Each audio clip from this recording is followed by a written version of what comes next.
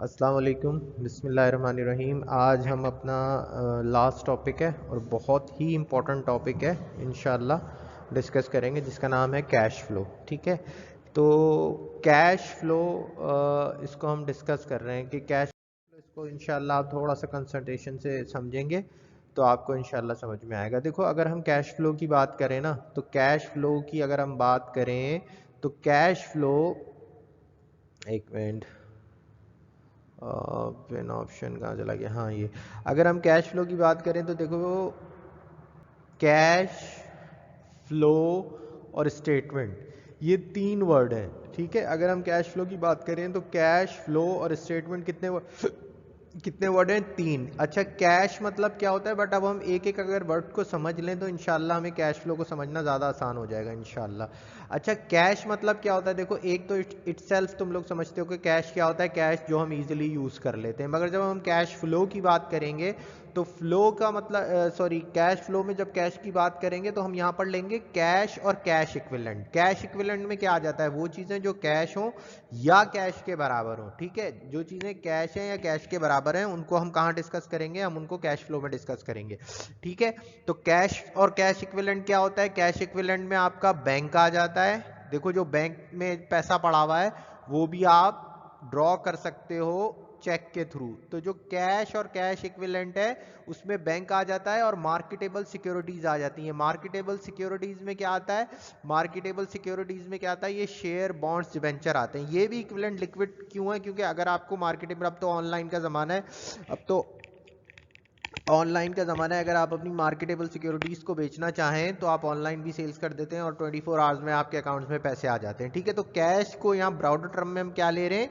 हम यहाँ ले रहे हैं कैश और कैश इक्विवेलेंट, और जिसके अंदर बैंक, कैश और मार्केटेबल सिक्योरिटी है। फ्लो मतलब क्या होता है? देखो, फ्लो मतलब अगर हम सिंपल सी लैंग्वेज में लें तो फ्लो मतलब, अगर हम एक बहने को कहते हैं, फ्लो मतलब अगर पानी फ्लो करता है तो यानी कि रनिंग पोजीशन में होता है, वो किसी ठहरा हुआ नहीं है। तो यानी कि फ्लो अगर आपको लेना है तो हम फ्लो बोल रहे हैं कि हम किसी दो अकाउंटिंग पीरियड के बीच का डिफरेंस ले रहे हैं। तो फ्लो मतलब क्या है यहाँ पर? चेंज। फ्लो मतलब क्या है यहाँ पर? चेंज को देखेंगे हम। कैश फ्लो स्टेटमेंट में किसको देखेंगे? जितने भी एसेट्स, लायबिलिटी, कैपिटल है, उनके चेंज को देखेंगे।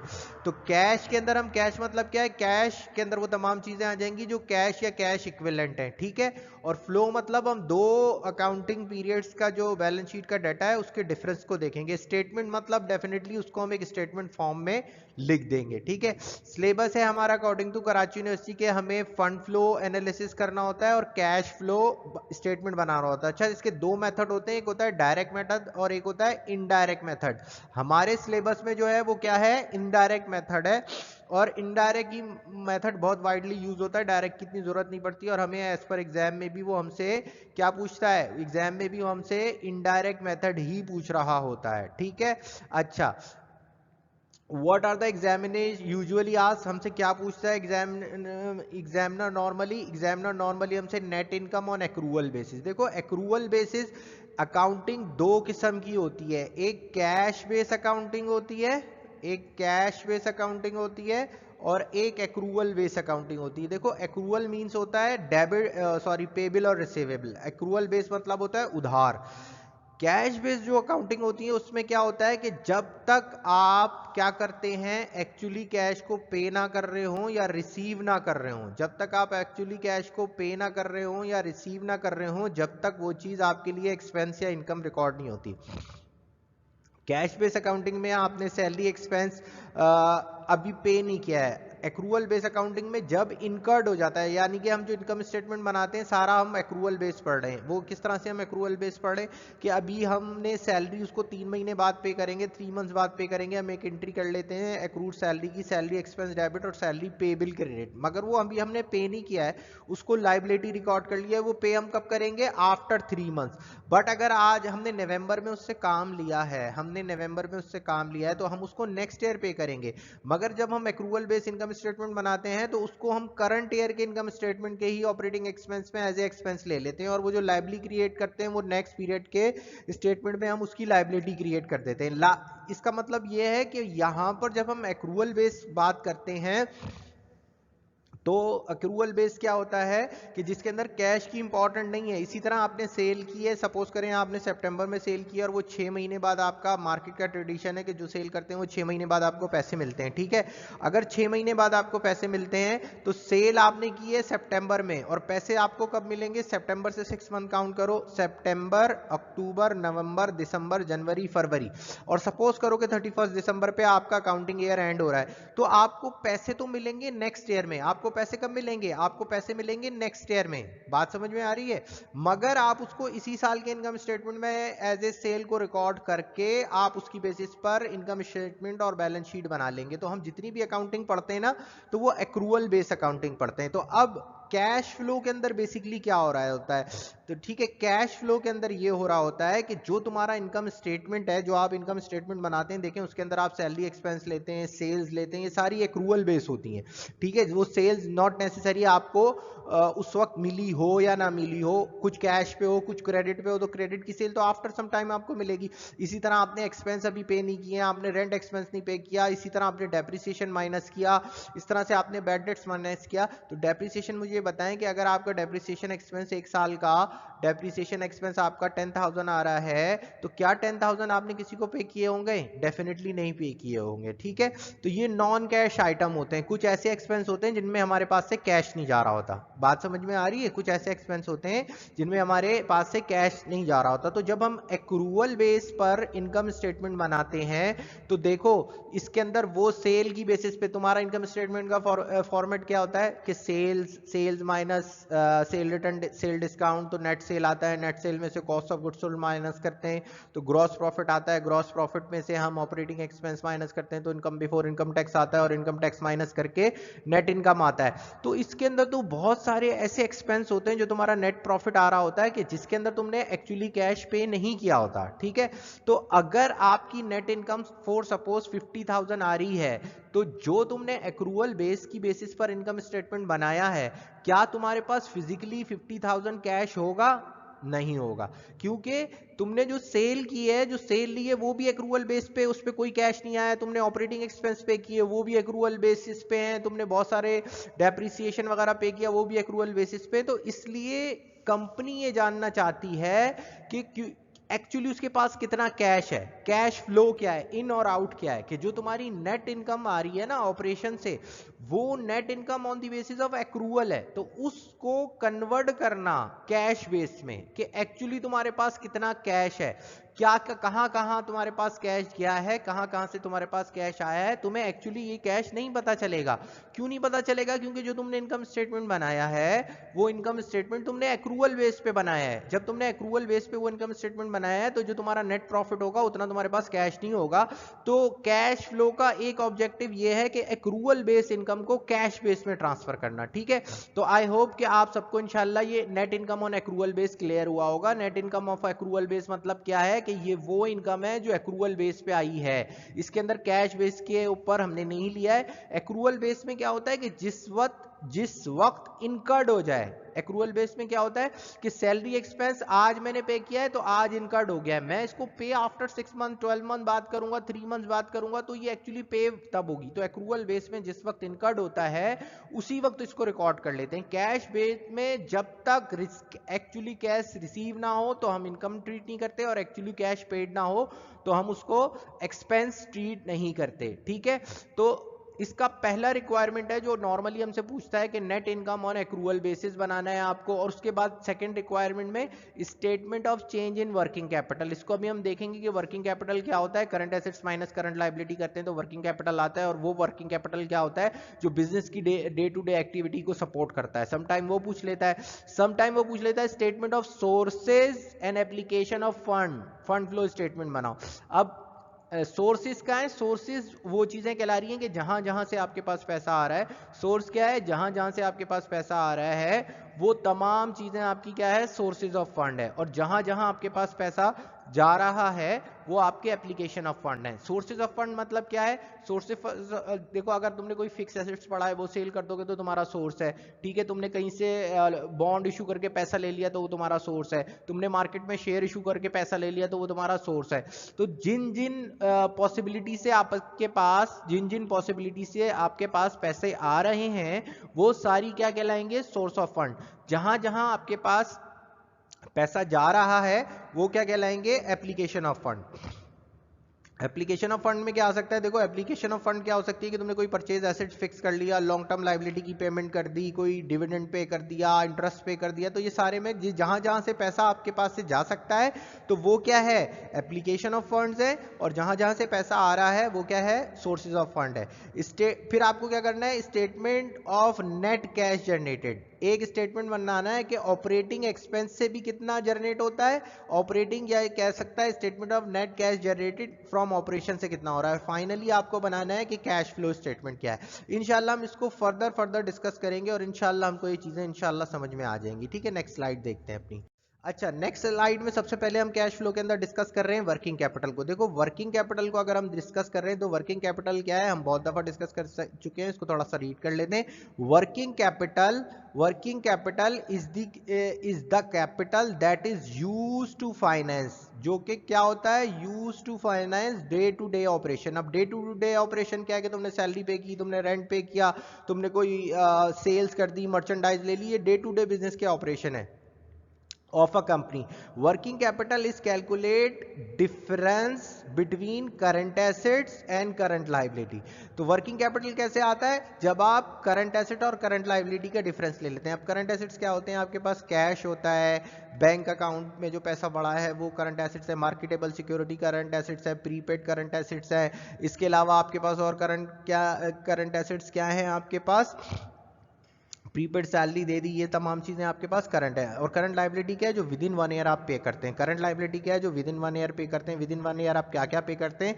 विद इन 1 ईयर आपने देखो किसी को पैसे देने, अकाउंट्स पे बिल है, बिल पे बिल है, नोट पे बिल तो लॉन्ग टर्म में चला जाता है, आउटस्टैंडिंग रेंट है, अनपेड सैलरी, ये तमाम चीज़ें क्या हैं आपकी? ये तमाम चीज़ें आपकी क्या हैं? ये करंट लाइबिलिटी है। तो वर्किंग कैपिटल कैसे आता है? जब आप current asset, total current assets में से टोटल करंट लायबिलिटी को माइनस कर देते हैं तो आपके पास करंट वर्किंग कैपिटल आ जाता है प्रीवियस ईयर का, ठीक है। अच्छा, इसको statement of income before interest and tax on accrual basis. हम स्टेटमेंट ऑफ, अगर वो बोलता है कि आप पहले आपको नेट इनकम निकालनी है ऑन एक्रूअल बेसिस पे ना, तो अगर आपको क्वेश्चन इसके अंदर गिवन होता है, आपको फॉर्मेट याद होने चाहिए। मैं बार बार आपको क्लास में भी कहता था कि फॉर्मेट याद करें, फॉर्मेट से चीज़ें आसान हो जाती हैं, ठीक है। वो यहाँ कह रहा है कि statement of net income before interest and tax अगर आपको कैलकुलेट करना है, ठीक है, तो आप सबसे पहले क्या करेंगे? क्वेश्चन में आपको गिवन होगा रिटेन अर्निंग का करंट ईयर का बैलेंस, ठीक है। अब रिटेन अर्निंग का करंट ईयर का बैलेंस लेंगे, उसमें से लेस करेंगे retain earning previous year. Like अगर आपको देखो, अगर मैं आपसे बोलूं कि आपने कितना कमाया, रिटेन अर्निंग होता क्या है? बेसिकली रिटेन अर्निंग हमने बहुत दफा डिस्कस किया है। रिटेन अर्निंग कहते हैं अनडिस्ट्रीब्यूटेड प्रॉफिट को। रिटेन अर्निंग हम किसको कहते हैं? अनडिस्ट्रीब्यूटेड प्रॉफिट को। जब ज्वाइंट स्टॉक कंपनी होती है तो सारा का सारा पैसा जो है अपना शेयर होल्डर में डिस्ट्रीब्यूट नहीं करती है, कुछ फ्यूचर के लिए बचा लेती है, जिसको जो शेयर होल्डर में डिस्ट्रीब्यूट नहीं होता वो लुक लाइक एक कैपिटल अकाउंट होता है, वो अनडिस्ट्रीब्यूटेड प्रॉफिट होता है रिटेन अर्निंग। तो जितनी भी इनकम जाती है वो रिटेन अर्निंग में जाती है। अगर आपको कोई इनकम ना बताए एक्सक्यूज मी, अगर आपको कोई इनकम ना बताए मगर आपको पता है कि कुछ भी और आपने सोर्स और एप्लीकेशन नहीं है, आपके को रिटेन अर्निंग के 2 बैलेंस दे दे, तो अगर मैं आपको इनकम ना बताऊं तो क्या होगा? मैं देखें, लास्ट ईयर मेरा रिटेन अर्निंग था 1 लाख, इस साल मेरा रिटेन अर्निंग का बैलेंस है 1.5 लाख। तो इसका मतलब क्या है कि डिफरेंस कितना है? 50,000 रुपए का रिटेन अर्निंग में चेंज आया है। तो जो रिटेन अर्निंग का चेंज है ना, वो आपको नेट इनकम बताता है, अगर कोई और अभी नहीं हुआ है। तो नॉर्मली हमको जब इनकम नहीं पता होगी इस क्वेश्चन में, तो हम क्या लेंगे इसके अंदर? Difference of retain earning. तो डिफरेंस ऑफ रिटेन अर्निंग कैसे आएगा? करंट ईयर का जो बैलेंस है उसको ले लो और उसमें से रिटेन अर्निंग का जो प्रीवियस ईयर का बैलेंस है उसको माइनस कर दो। ये 2 ईयर का डाटा तुम्हें क्वेश्चन में हमेशा गिवन होगा कि तुम्हें करंट ईयर दे दिया और तुम्हें प्रीवियस ईयर बता देगा कि 1999 और 2000 का बैलेंस ये है, तो उसका डिफरेंस लेना है। तो जब उसका डिफरेंस लोगे तो आपके पास क्या आएगा, retain earning for the period, के इस पीरियड में आपके रिटेन अर्निंग में कितने पैसे गए, ठीक है, वो आ गया। उसके बाद आप कुछ चीजें और डिविडेंड और रिजर्व ऐड करते हो। ये डिविडेंड और रिजर्व क्यों ऐड करते हो, क्योंकि ये तुम्हें नेट इनकम मालूम करनी है। तो मैं अगर मैं तुम्हें पहले बताऊं कि रिटेन अर्निंग का बिगिनिंग बैलेंस था 10,000, फिर तुमने उसमें से रिजर्व निकाल लिए 2,000, डिविडेंड पे कर दिया 1,000 और इनकम ऐड कर लिए, सब करके एंडिंग बैलेंस आएगा। बट अब वो हमें कुछ भी नहीं बता रहा, वो तो हम रिवर्स जाएंगे। तो हमने सबसे पहले क्या करना है कि रिटेन अर्निंग का करंट ईयर के बैलेंस में से रिटेन अर्निंग का प्रीवियस ईयर का बैलेंस मालूम कर देना है, तो हमें डिफरेंस ऑफ रिटेन अर्निंग पता चल जाएगा। मगर ये जो डिफरेंस ऑफ रिटेन अर्निंग है, ये एक्चुअल नहीं है। इसके अलावा भी हमने इसमें से कुछ पेमेंट्स की होंगी, हमने डिविडेंड दिया होगा, हमने रिजर्व रखे होंगे, तो वो सारी चीजें हम ऐड बैक करेंगे तो हमें एक्चुअल प्रॉफिट या इंटरेस्ट पता चल जाएगा, ठीक है। तो अगर कैश डिविडेंड पेड हुआ है क्वेश्चन में, तो इसको आपको ऐड करना है। आप क्वेश्चन में देखेंगे कि कैश डिविडेंड, शेयर होल्डर को डिविडेंड दिया है, तो डिविडेंड कहाँ दिया होगा, कहाँ से दिया होगा, प्रॉफिट में से डेफिनेटली दिया होगा।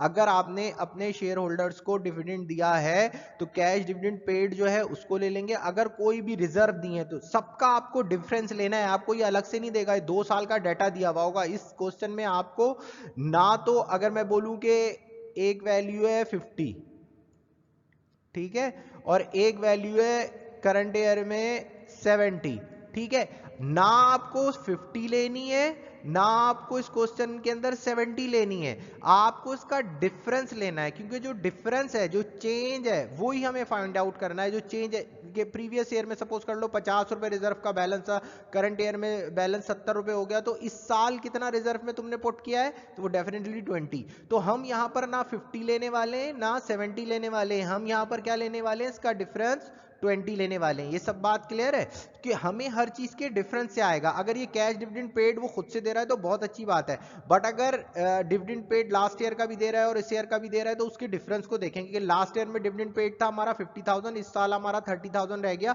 इसका मतलब क्या है कि 20,000 हमने पे कर दिया। क्लियर हो रही है बात। इसी तरह रिजर्व, लास्ट ईयर के रिजर्व अगर वो बोल रहा है 1 लाख थे और इस साल रिजर्व हो गए 1,20,000, तो हम बोलेंगे 20,000 इस साल रिजर्व में इजाफा हुआ है, तो उसको भी हम ऐड कर लेंगे। तो यहां पर क्या आ जाएगा, टोटल डिविडेंड एंड रिजर्व आ जाएगा। इसको आप इसमें ऐड करोगे डिफरेंस ऑफ रिटेन अर्निंग में। जब डिफरेंस ऑफ रिटेन अर्निंग में आप इसको ऐड कर लोगे तो आपके क्या पास क्या आ जाएगा, profit for the period after tax. के आफ्टर टैक्स कौन सा प्रॉफिट है वो आपके पास आ जाएगा। जरूरी नहीं है कि क्वेश्चन के अंदर तमाम चीजें गिवन हो, जरूरी नहीं है कि क्वेश्चन के अंदर तमाम चीजें गिवन हो। जितनी चीजें दी हुई हैं आप उतनी चीजों से काम करेंगे, हम आपको मैक्सिमम चीजें बता रहे हैं, ठीक है। Profit for the period after tax आ जाएगा। फिर अगर इनकम टैक्स क्वेश्चन में दिया हुआ है तो डेफिनेटली वो आफ्टर टैक्स आया है, अब उसको बिफोर टैक्स लाना है अगर आपको। तो अगर इनकम टैक्स दिया हुआ है तो इनकम टैक्स पहले लेस हुआ होगा, उसको आप वापस ऐड कर लेंगे तो क्या आ जाएगा, प्रॉफिट बिफोर टैक्स। अब प्रॉफिट बिफोर टैक्स आ जाएगा तो उसके अंदर से अगर कोई फाइनेंस कॉस्ट है, यानी कि फाइनेंस कॉस्ट किसको हम बोलते हैं, इंटरेस्ट को। फाइनेंस कॉस्ट किसको बोलते हैं हम, इंटरेस्ट को। अगर कोई इंटरेस्ट क्वेश्चन में दिया हुआ है तो उसको भी ऐड कर लोगे तो profit before interest and tax आ जाएगा। फाइनेंस कॉस्ट किसको बोलते हैं, देखो जब भी तुम किसी से उधार लेते हो वो तुमसे इंटरेस्ट लेता है, तो फाइनेंस कॉस्ट कहते हैं इंटरेस्ट को। तो अगर तुमसे कोई उन्होंने इंटरेस्ट भी दिया हुआ है क्वेश्चन में तो वो तुम दोबारा से ऐड कर लोगे। तो अभी इसको हम सम अप करते हैं कि जब हमें statement net income before interest and tax निकालना है ऑन एक्रूवल बेसिस पे, अगर नहीं दिया हुआ, इतनी सारी चीजें क्वेश्चन में एग्जाम में नहीं दी होगी, आसान चीजें देगा, 2-3 चीजें देगा, उससे आसानी से आ जाएगा। मगर हम मैक्सिमम चीजें डिस्कस कर रहे हैं ताकि आपको बात क्लियर हो। तो सबसे करंट ईयर का रिटेन अर्निंग का बैलेंस लेंगे, उसमें से लेस करेंगे रिटेन अर्निंग प्रीवियस ईयर का, तो डिफरेंस आ जाएगा रिटेन अर्निंग का। अगर कैश डिविडेंड पे किया हुआ है, रिजर्व के अंदर कोई चेंज आ रहा है तो वो ले लेंगे, तो हमारे पास टोटल डिविडेंड और रिजर्व आ जाएगा। फिर हम profit for the period after tax आ जाएगा, उसके अंदर से ऐड करेंगे इनकम टैक्स, तो हमारे पास प्रॉफिट बिफोर टैक्स आ जाएगा। और इंटरेस्ट या फाइनेंस कॉस्ट कोई दी हुई है तो उसको हम ऐड कर लेंगे, तो हमारे पास profit before interest and tax आ जाएगा, ठीक है। ये चीजें आपको अच्छी तरह से समझनी है। इंशाल्लाह थोड़ा सा टाइम दोगे, अब एग्जाम भी करीब है, अपनी पढ़ाई को टाइम दें, और जब टाइम देंगे तो इंशाल्लाह ये चीजें आपको क्लियर होने लगेंगी, इतनी मुश्किल नहीं है, ठीक है। नेक्स्ट स्लाइड देखते हैं। अच्छा देखो नेक्स्ट स्लाइड के अंदर हम एक छोटा सा क्वेश्चन कर रहे हैं। इस छोटे से क्वेश्चन में तुम्हें क्या निकालना है, net income on accrual basis. अगर net income on accrual basis निकालनी है तुमको तो following are the data taking from the accounting record of ABN co limited on December 31st 2006 and 7 का डाटा दिया हुआ है।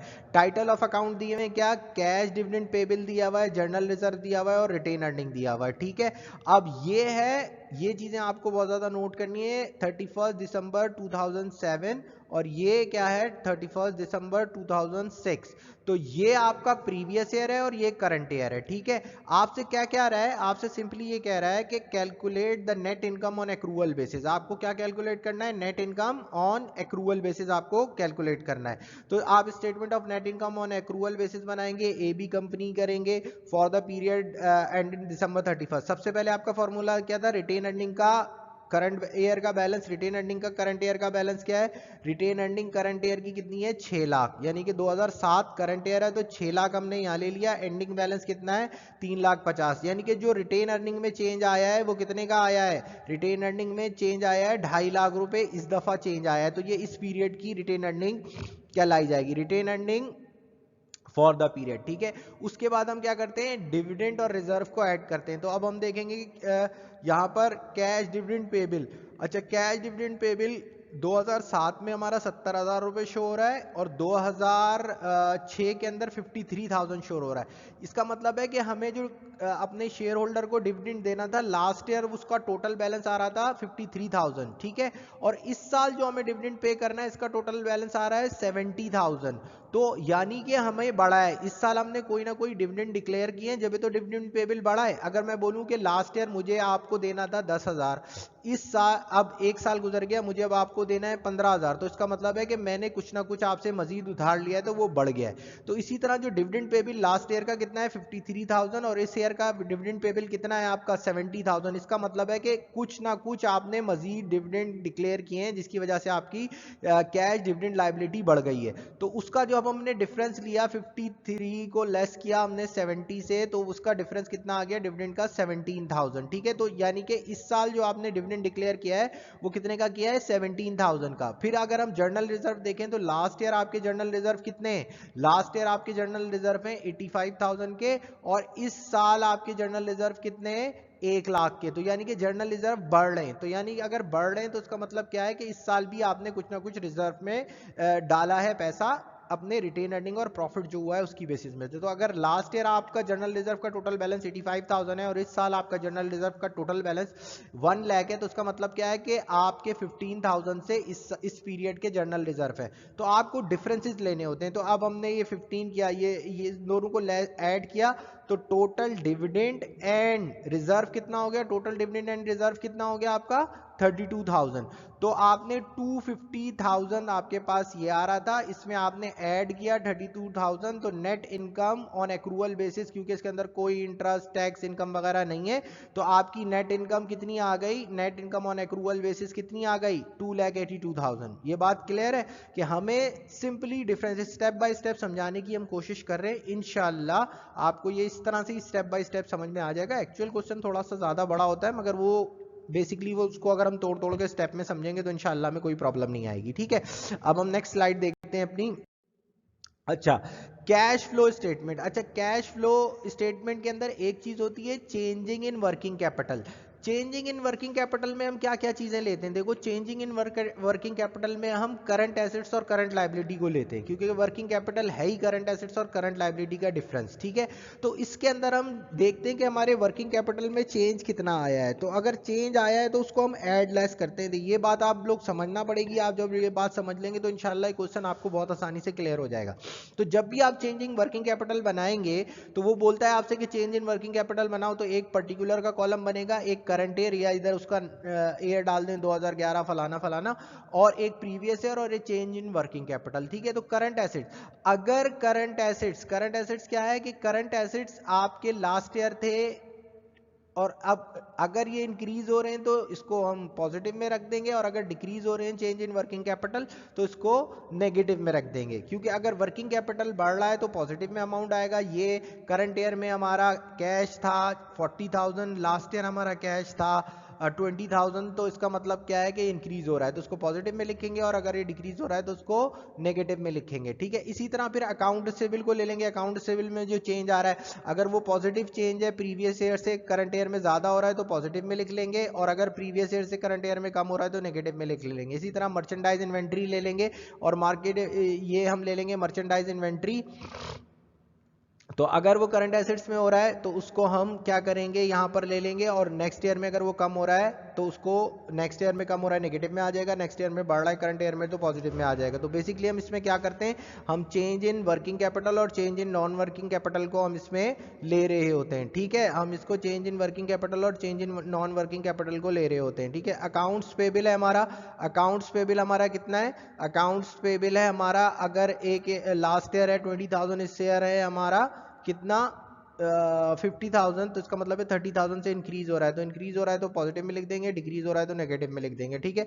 और फिर इंक्रीज और डिक्रीज को एडलेस करके हमारा नेट इंक्रीज और डिक्रीज इन वर्किंग कैपिटल आ जाएगा। अगर ये सारे अमाउंट ऐड करके पॉजिटिव हो रहे हैं तो इंक्रीज इन वर्किंग कैपिटल आ जाएगा, और अगर ये सारे अमाउंट ऐड होकर नेगेटिव हो रहे हैं तो डिक्रीज इन वर्किंग कैपिटल आ जाएगा। क्लियर है, इंशाल्लाह इसमें इतनी प्रॉब्लम नहीं होगी, आगे चल के हम इसके प्रैक्टिस भी करेंगे। अच्छा, अब एक क्वेश्चन, एक एग्जांपल कर रहे हैं, इसके अंदर हम चेंज इन वर्किंग कैपिटल की, तो ये क्या कह रहा है, following are the data taking from the accounting record of ABC co limited on December 31, 2008-2009 का डाटा दे दिया है, या टाइटल ऑफ अकाउंट है। ये क्वेश्चन में इन्होंने दिसंबर 2009-2008 के बैलेंसेस दे दिए, कैश, अकाउंट से bill, merchandise inventory, accounts payable, accrued expense, ये सारे बैलेंस दे दिए, ये सारे बैलेंस दे दिए। कह रहा है prepare a statement of change in working capital on December 31, ठीक है। तो आपने क्या करा, 2008-2009 के ले लिए। अब आप देखें कैश, कैश क्या है, 2009 में 2009 में 40,000 है, 2008 के अंदर 25,000 है, तो कैश इंक्रीज कितने से हो रहा है, 15,000 से, तो हमने पॉजिटिव में ले लिया, ठीक है। इसी तरह अकाउंट से बिल, अकाउंट से बिल कितना है 323 है और 370 हो रहा है, यानी कि इंक्रीज हो रहा है, तो 47 से हमने पॉजिटिव में यहाँ ले लिया, ठीक है।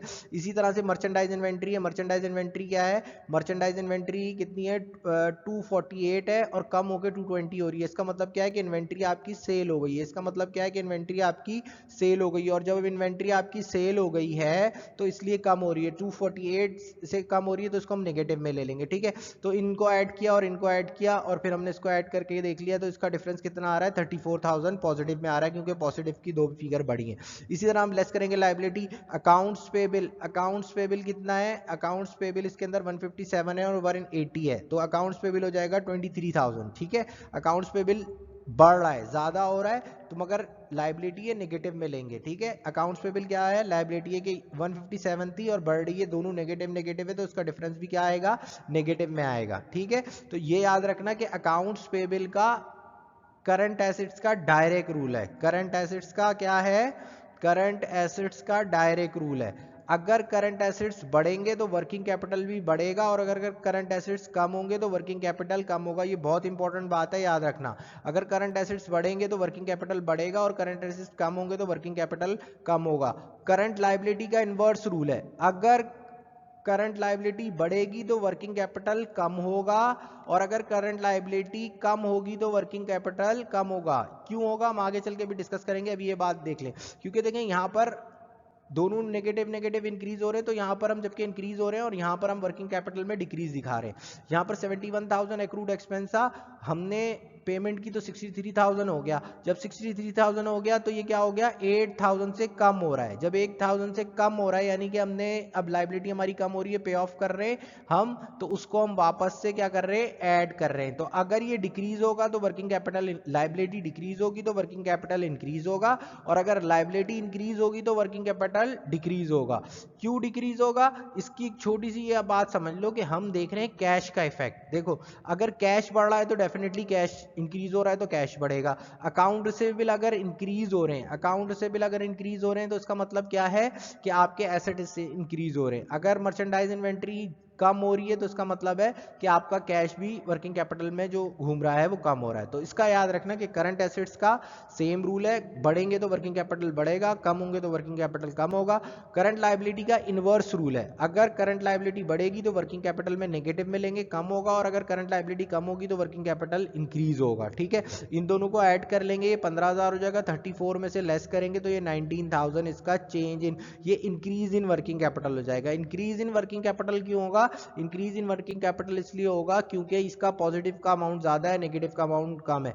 ये एक बात बहुत इंपॉर्टेंट है, इस आज हम सिर्फ वर्किंग कैपिटल तक की बात कर रहे हैं, ठीक है। अब आपको क्या करना है, आपको पास पेपर में से सिर्फ आपको करंट एसेट्स और करंट लायबिलिटी का लेकर वर्किंग कैपिटल की प्रैक्टिस करनी है। अगर आप ऐसे स्टेप बाय स्टेप प्रैक्टिस करेंगे तो इंशाल्लाह आगे की बात समझ में आएगी, वरना मुश्किल हो जाएगी।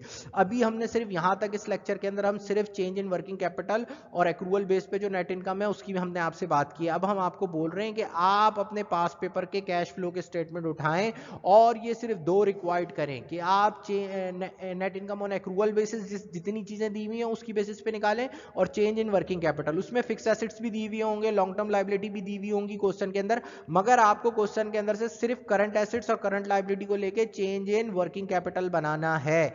और ये कम से कम 4-5 क्वेश्चन का आप मुझे बना के, मैं बार बार कहता हूं कि आप मुझे व्हाट्सअप करें जूम क्लासेस के अंदर, सॉरी व्हाट्सअप बोल रहा हूं, जूम क्लासेस के अंदर जो है आप उसका स्क्रीनशॉट लेके दें और फिर हम उसका अगर प्रॉब्लम होगा तो उसको डिस्कस करेंगे, ठीक है। इस लेक्चर में इतना ही। Thank you so much, thank you so much. अस्सलाम वालेकुम।